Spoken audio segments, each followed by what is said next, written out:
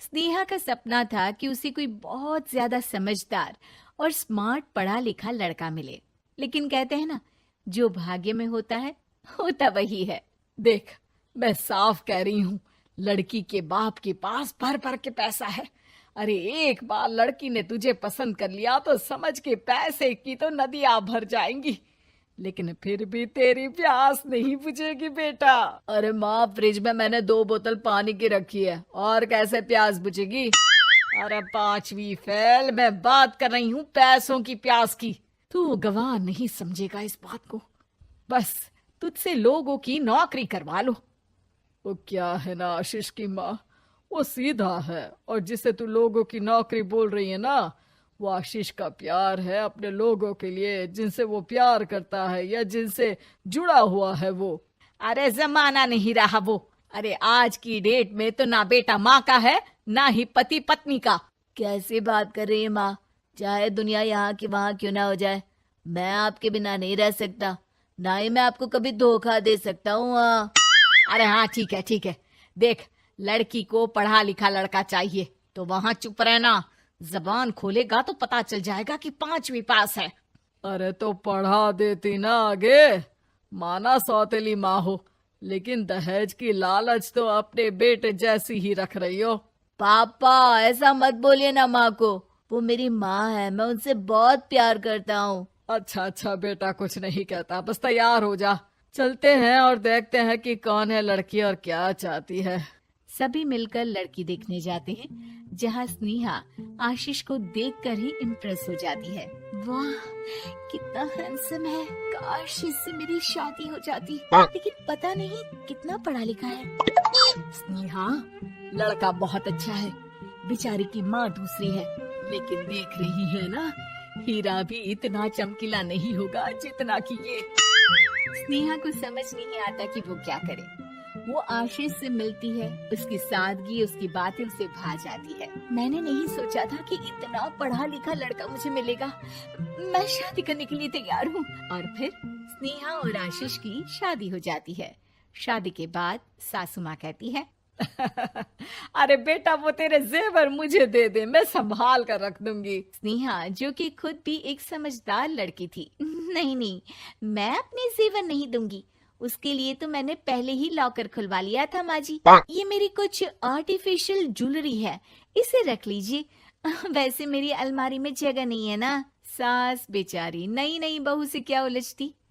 सुनिए जी, मैंने आपके लिए खाना और नाश्ता बना दिया है। ऑफिस कब जाना है? कौन से ऑफिस ने? मैं तो घर का सारा काम करता हूँ। हाँ, क्या बात कर रहे हैं? इतना पढ़ लिख कर आप घर का काम क्यों करते हैं? कितना पढ़ लिख कर? मैंने तो सिर्फ 5वीं तक पढ़ाई की है। तभी वहाँ सास आ जाती है। अरे 5वीं तक भी पढ़ लिया तो समझो मेरी कृपा से, वरना तो जो इसके लक्षण थे ना, क्या बताना। अच्छा आशीष, जरा बाहर जा और भाग कर टूथपेस्ट लेकर आ। सुबह से मंजन नहीं किया। और हाँ, फिर जाकर दुकान की सफाई कर देना। तेरा छोटा भाई दुकान पर जाने को तैयार हो रहा है। स्नेहा ये सब सुनकर हैरान रह जाती है। वो सोचती है कि आखिर उससे क्या गलती हो गई जो उसके साथ ऐसा हुआ। आशीष स्नेहा के पास जाता है। सुनो, तुमको तो मैंने पहली मुलाकात में ही बताया था कि। स्नेहा आशीष की बात ही नहीं सुनना चाहती है। वो जोर से चिल्लाती है, चुप रहो बिल्कुल, गंवार कहीं के।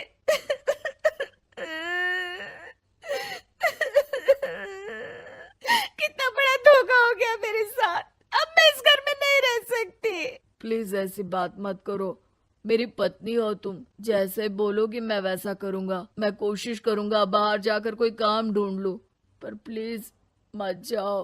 चुप रहो गंवार कहीं के, मैं तुम्हारे जैसी की बीवी हो ही नहीं सकती।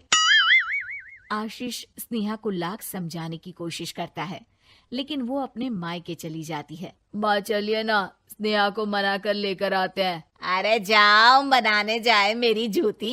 इतना घमंड, जैसे कलेक्टर हो कहीं की महारानी। अरे मैं तो तुझे कहूंगी कि तू भी भूल जा, हमने नहीं भगाया, खुद ही तो गई है। माँ वो बीवी है मेरी, मैं प्यार करता हूँ उससे, मैं जा रहा हूँ उसे लेने। वहीं स्नेहा के घर पर, माँ वो तो कुछ काम ही नहीं करता, घर का नौकर है, 5वीं पास। मैं नहीं रह सकती ऐसे आदमी के साथ माँ। बेटा वो लड़का बहुत अच्छा है, उसकी तारीफ मैंने हर किसी से सुनी है। तेरा पति है, अब तक एक गलत माँ के साथ रह रहा था, तू संवारेगी तो संवर जाएगा। तभी वहाँ आशीष आ जाता है। मुझे माफ कर दो स्नेहा, पर प्लीज मुझे छोड़कर मत जाओ। मेरी माँ के जाने के बाद मुझे तुम्ही से सारी उम्मीद है। तुम जैसा कहोगी मैं करूँगा, पर प्लीज मेरे साथ रहो। सबके समझाने बुझाने के बाद स्नेहा आशीष के साथ घर आ जाती है। आ गई महारानी, अब आई हो और सच्चाई भी पता चल गई है, तो थोड़ा तमीज से पति के साथ घर देख, रसोई संभाल और हम सबकी सेवा कर। देखो, मैं अब इस घर में बंटवारा चाहती हूँ। जो मेरे पति का हिस्सा है वो उसे मिले और वो आज से कोई काम नहीं करेंगे। हिस्सा ले लो, लेकिन कमाओगे क्या, खाओगे क्या, धूल मिट्टी। अरे तेरा पति किसी काम का नहीं है, वो तो मेरा बेटा कमा रहा है तो 2 रोटी मिल जाती है इसे।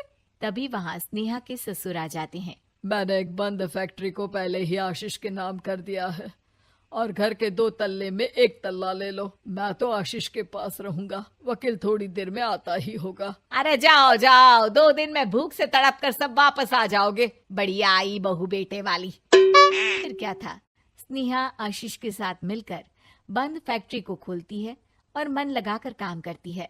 दोनों की मेहनत रंग लाती है और आशीष अपनी मेहनत से एक सफल बिजनेसमैन बन जाता है।